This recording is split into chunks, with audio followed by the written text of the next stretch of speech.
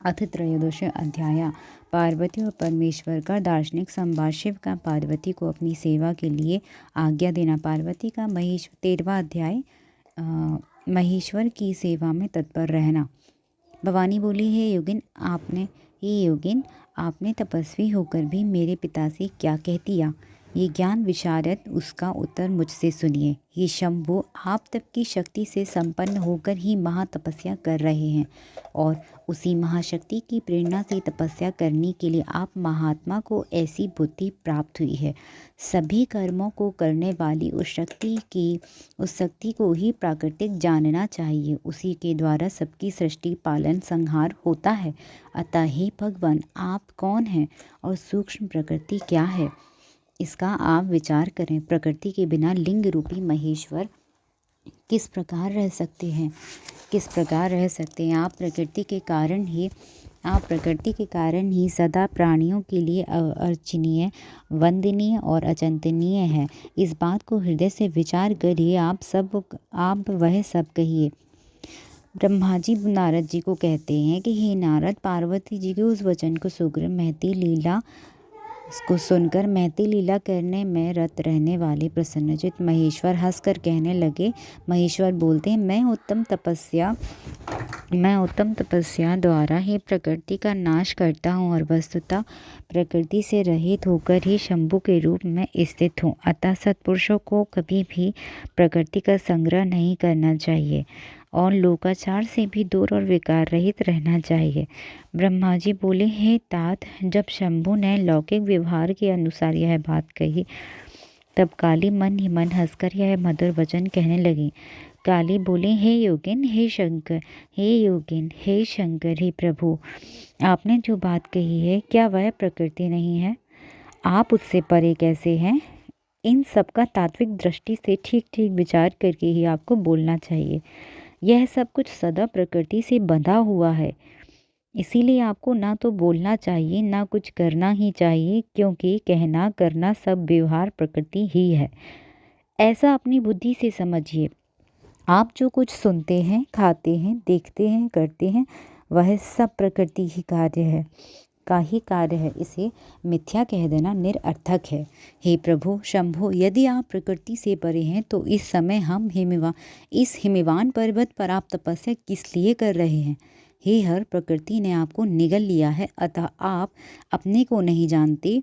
हे ईश, यदि आप अपने को जानते हैं तो किस लिए तप कर रहे हैं?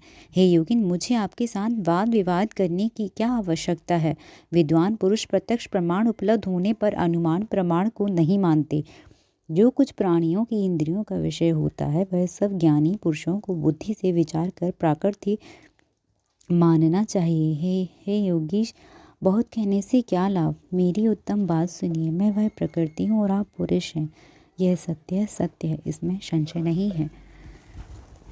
मेरे अनुग्रह से ही आप सगुण और साकार माने गए हैं। मेरे बिना आप निरीह हैं और कुछ भी करने में समर्थ नहीं है।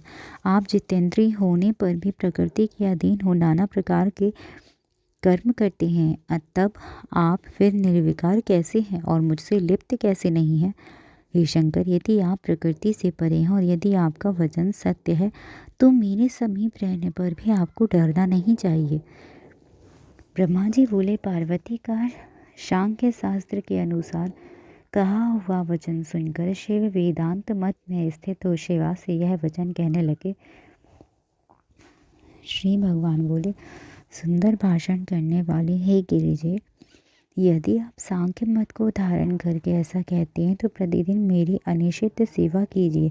यदि मैं ब्रह्मा माया से निर्लिप्त परमेश्वर वेदांत से जानने युक्त तथा मायापति हूँ तब आप क्या करेंगी? ब्रह्मा जी बोले, गिरिजा से इस प्रकार कहकर भक्तों को मन प्रसन्न करने वाले तथा भक्तों पर अनुग्रह करने वाले भगवान शिव हिमवान से कहने लगे।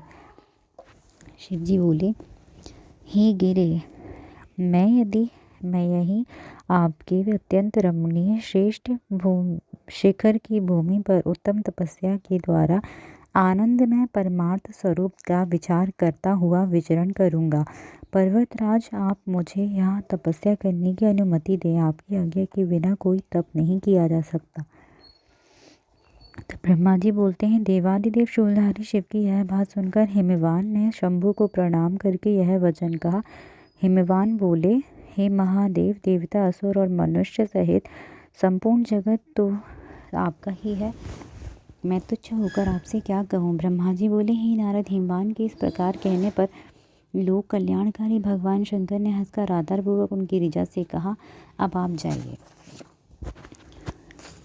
शंकर जी की आज्ञा पाकर हिमवान गिरिजा के साथ अपने घर लौट गए। तब से वे गिरिजा के साथ प्रतिदिन उनका दर्शन करने लगे। काली अपने पिता के बिना भी दोनों सहेलियों के साथ नित्य भक्ति परायण होकर सेवा के लिए शंकर के पास जाती थी।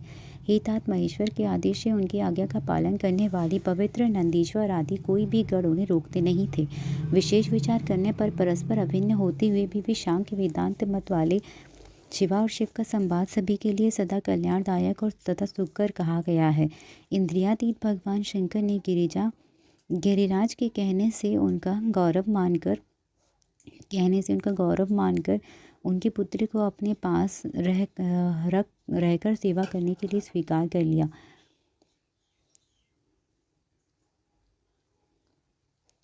भगवान शंकर ने सखियों सहित पार्वती से कहा कि तुम नित्य सेवा किया करो और चली जाओ अथवा निर्भय होकर यहाँ रहो। इस प्रकार कहकर निर्विकार महायोगी भगवान शंकर ने सखियों सहित पार्वती से कहा कि तुम नित्य मेरी सेवा करो तथा चली जाओ अथवा निर्भय होकर यहाँ रहो। इस प्रकार कहकर निर्विकार महायोगी अपने अनेक प्रकार की लीला करने वाले भगवान शंकर से अपनी सेवा के लिए उन देवी को रख लिया। धैर्यशाली और परम तपस्वियों का यह महान धैर्य ही है जो विघ्न कारक वस्तुओं को ग्रहण कर भी विघ्नों से विनष्ट नहीं होता। हे मुनीश्वर, तत्पश्चात गिरिराज अपने सेवकों के साथ अपने स्थान को चले आए और अपनी प्रिया के साथ मन में परम आनंदित हुए। काली भी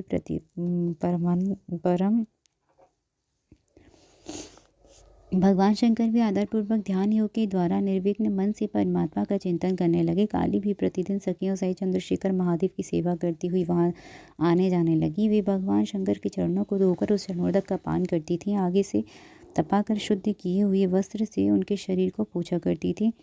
वे नित्य प्रतिदिन षोडशोपचार से विधिवत भगवान हर की पूजा करने बारंबार उन्हें प्रणाम कर अपने पिता के घर चली जाती थी। हे मुनि सत्तम, इस प्रकार ध्यान से तत्पर भगवान शंकर की सेवा करती हुई उन शिवा का साथ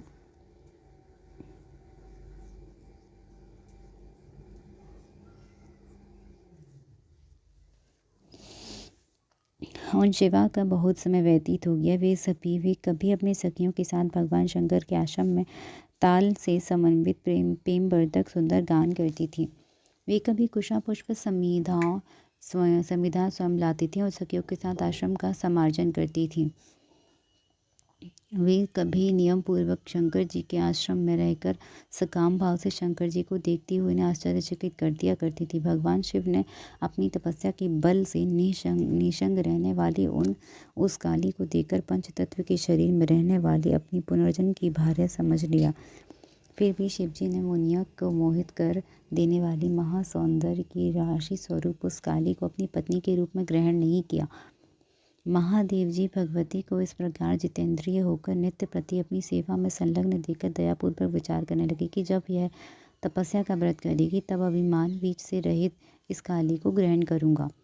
ब्रह्मा जी बोले, इस प्रकार विचार करके बड़ी बड़ी लीलाएं करने वाले महायोगीश्वर भूतेश्वर भगवान शिव शीघ्र ही ध्यान में तत्पर हो गए। मुनि, ध्यान में मग्न उन परमात्मा शंकर के मन में किसी अन्य चिंता का उदय नहीं हुआ। काली भी उन्हीं परमात्मा शंकर के स्वरूप का चिंतन करती हुई भक्ति पूर्वक निरंतर उनकी सेवा करने लगी। भगवान शिव ध्यान में स्थित होकर पूर्व चिंताओं को भूलकर उस व्यवस्थित काली को देखा करते थे। वस्तुतः वे उन्हें देखते हुए भी नहीं देखते थे। इसी समय महापराक्रमी तारकासुर से अत्यंत पीड़ित इंद्र आदि देवताओं तथा मुनियों ने उन रुद्र के साथ काली का काम भाव से योग कराने के लिए ब्रह्मा जी की आज्ञा से कामदेव को आदरपूर्वक भेजा। कामदेव ने वहां जाकर अपना समस्त उपाय लगाए, किंतु शिव कुछ भी विशुद्ध नहीं हुए और उन्होंने उसे भस्म कर दिया। हे मुनि, पार्वती का अभिमान नष्ट हो गया। तत्पश्चात नारद जी के उपदेश अनुसार घोर तपस्या करके उन सती ने शिव को पति रूप में प्राप्त किया। इस प्रकार परमेश्वर और पार्वती प्रसन्न हो गए और परोपकार में परायण होकर देव कार्य को पूर्ण करने लगे। अथ जय जय श्री शिव महापुराणी 13वें अध्याय की जय हो। अथ चतुर्दशो अध्याय तारकासुर की उत्पत्ति। 14वां अध्याय प्रसंग में दितिपुत्र वज्रांग की कथा, उनकी तपस्या तथा वर प्राप्ति का वर्णन। विष्णु शिष्या महाशैव सम्यक उत्तम त्वया विधे चरितम परमम होर्त शिवश्चा। नारद जी बोले, हे विष्णु हे महाशैव, हे विधे, आपने यह शिवा और शिव जी के परम पवित्र चरित्र को अच्छी तरह से वर्णन किया। ही ब्रह्मन, तारकासुर कौन था जिसने देवताओं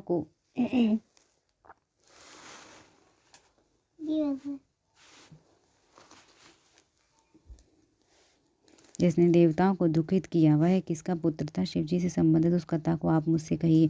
जितेंद्रिय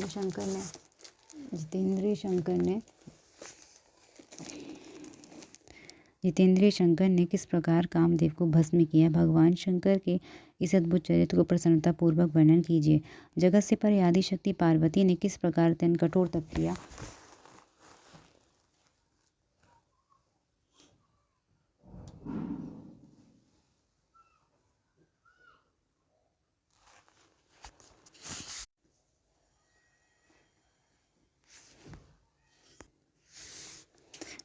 हे ब्रह्मन, तारकासुर कौन था जिसने देवताओं को दुखित किया? वह किसका पुत्र था? शिवजी से संबंधित कथा को आप मुझसे कहिए। जितेंद्रिय शंकर ने किस प्रकार कामदेव को भस्म किया? भगवान शंकर के इस अद्भुत चरित्र को प्रसन्नतापूर्वक वर्णन कीजिए। जगत से परे आदि शक्ति पार्वती ने किस प्रकार अत्यंत कठोर तप किया? अपने सुख के लिए उन्होंने शंकर को किस प्रकार पति रूप में प्राप्त किया? हे महाप्रज्ञ, हे महाज्ञानी, आप मुझ श्रद्धावान तथा शिव भक्त अपने पुत्र से यह संपूर्ण चरित्र विशेष रूप से कहिए। ब्रह्मा जी बोले, हे पुत्रवर, हे महाप्राज्ञ, हे सुरशे, हे प्रशंसनीय व्रतवाले, मैं शंकर के स्मरण उनके संपूर्ण चरित्र का वर्णन कर रहा हूँ, आप सुने। हे नारद, सबसे पहले आप तारकासुर की उत्पत्ति को सुने, जिसके वध के लिए देवताओं ने शिव का आश्रय लेकर बड़ा यत्न किया था। मेरे पुत्र जो मरीचि थे, उनके पुत्र कश्यप हुए। उनकी 13 स्त्रियां थीं जो दक्ष की कन्याएं थीं। उनकी सबसे बड़ी पत्नी दिति थी। उसके 2 पुत्र हुए, उनमें हिरण्यकश्यप ज्येष्ठ और हिरण्याक्ष छोटा था। भगवान विष्णु ने नरसिंह और वराह रूप धारण करके अत्यंत दुख देने वाले उन दोनों का वध किया। तत्पश्चात देवगण निर्भय होकर सुखी रहने लगे। इससे दिति दुखी हुई और वह कश्यप की शरण में गई। उस पतिव्रता ने उनकी सेवा कर भक्तिपूर्वक पुनः गर्भ धारण किया।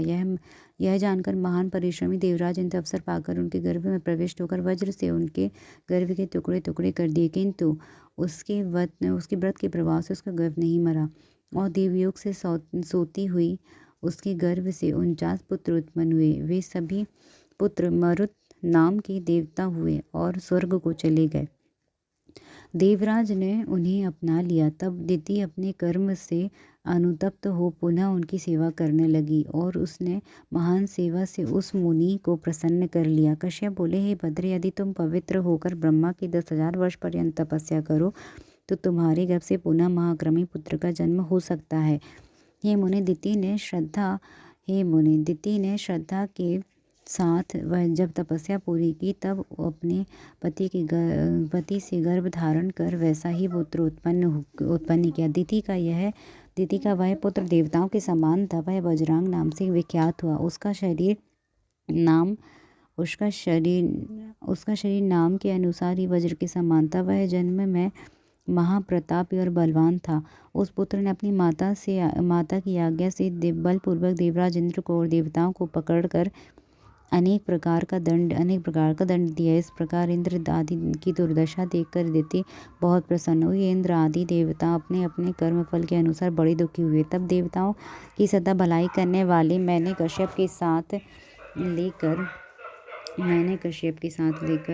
वहाँ पहुंचकर शांति की बात कहकर देवताओं को उस वज्रांग से छुड़ाया। तत्पश्चात शुद्धात्मा निर्विकार वह शिव भक्त वज्रांग देवताओं को मुक्त करके प्रसन्नचित्त होकर आदरपूर्वक कहने लगे, आदरपूर्वक कहने लगे। वज्रांग बोला कि यह इंद्र बड़ा स्वार्थी और दुष्ट है। इसने ही मेरी माता की संतानों को नष्ट किया है। इसको अपने कर्म का फल मिल गया। अब यह अपना राज्य पालन करे। हे ब्राह्मण, यह सारा कार्य मैंने माता की आज्ञा से किया। मुझे किसी भुवन के भोग की अभिलाषा नहीं है। वे वेद वेत्ताओं में श्रेष्ठ ब्राह्मण हे वेद वेत्ताओं में श्रेष्ठ ब्राह्मण, आप मुझे वेद तत्व का सार बताइए, जिससे मैं सदा सुखी रहूं, परम सुखी, विकार रहित तथा प्रसन्नचित हो जाऊं। हे मुने, यह कहकर मैंने उससे कहा, जो सात्विक भाव है वही तत्वानुसार है। मैंने तुम्हारे लिए प्रसन्नतापूर्वक एक सुंदर स्त्री का निर्माण किया है। उसी वरांगी नाम वाली स्त्री को मैंने उस द्वितीय पुत्र को प्रदान कर अपने पिता को अत्यंत प्रसन्न कर मैं अपने घर चला गया और कश्यप भी अपने स्थान को लौट गए। तब वह दैत्य वज्रांग सात्विक भाव से युक्त हो गया और राक्षसी भाव को छोड़कर वैर रहित तो सुख भोगने लगा। किंतु वरांगी के हृदय में सात्विक भाव का उदय नहीं हुआ। वह सकाम होकर श्रद्धापूर्वक अपने पति की अनेक प्रकार से सेवा करने लगी। वरांगी का पति महाप्रभु वह वज्रांग उसकी सेवा से संतुष्ट हो गया और उससे कहने लगा। वज्रांग बोला, हे प्रिय, तुम क्या चाहती हो? तुम्हारे मन में क्या विचार है, मुझे बताओ। तब उनसे प्रसन्न होकर पति से अपने मनोरथ को कहा। वरांगी बोली, हे सतपति, यदि आप मुझसे प्रसन्न हैं तो मुझे ऐसा पुत्र दीजिए जो महाबली, त्रिलोक को जीतने वाला, इंद्र को दुख देने वाला हो। ब्रह्मा जी बोले। अपनी पत्नी का यह वचन सुनकर वह व्याकुल तथा आश्चर्यचकित हो गया और वैर रहित ज्ञानी सात्विक वह वज्रांग अपने मन में सोचने लगा, मैंने प्रिया देवताओं से विरोध करना नहीं मेरी प्रिया देवताओं से विरोध करना चाहती है, परंतु मुझे यह अच्छा नहीं लगता। अब मैं क्या करूं, कहाँ जाऊं, कौन सा उपाय करूं जिससे मेरी प्रतिज्ञा नष्ट ना हो। यदि प्रिया का मनोरथ पूर्ण होता है तो तीनों लोग कष्ट में पड़ जाएंगे और देवता और मुनि भी दुखी हो जाएंगे। परंतु यदि प्रिया का मनोरथ पूर्ण नहीं हुआ तो मुझे नरक भोगना पड़ेगा। दोनों ही प्रकार से धर्म की हानि होगी। मैंने धर्मशास्त्रज्ञों से सुना है। इस मोहे मुनि इस तरह धर्म संकट में पड़ गया। वह वज्रांग भ्रम में पड़ गया और अपनी बुद्धि से दोनों बातों को उचित और अनुचित पक्षों पर विचार करने लगा। हे मुनि, उस समय बुद्धिमान वज्रांग ने शिव की इच्छा से स्त्री की बात मान ली। उस दैत्यराज ने प्रिया से कहा, ठीक है, ऐसा ही होगा। तत्पश्चात उसने एक निमित्त जितेंद्रिय होकर मेरी उद्देश्य से बहुत वर्षों तक प्रीतिपूर्वक तप किया। तब उसका महातप देखकर उसे वर प्रदान करने के लिए मैं गया और प्रसन्न मन से उससे कहा, वर मांगो। उस समय वज्रांग ने बहुत प्रसन्न हुए मुझ प्रभु का आकाश में स्थित देखकर प्रणाम करके नाना प्रकार की स्तुति कर प्रिया के लिए हितकारी वर मांगा। वज्रांग बोला, हे प्रभु, आप मुझे ऐसा पुत्र दीजिए जो अपनी माता का मेरा परम हित करने वाला, महाबली, महाप्रतापी, सर्वसमर्थ और तपोनिधि। ब्रह्मा जी बोले, हे मुनि, उसका यह वचन सुनकर ब्रह्मा जी बोले, तथास्तु, और चले गए। शिव का स्मरण करते उदास होकर वे अपने स्थान को लौट गए। जय जय श्री शिव महापुराणी। जय जय श्री शिव महापुराणी। 14वें अध्याय की जय हो। मम्मा है ना।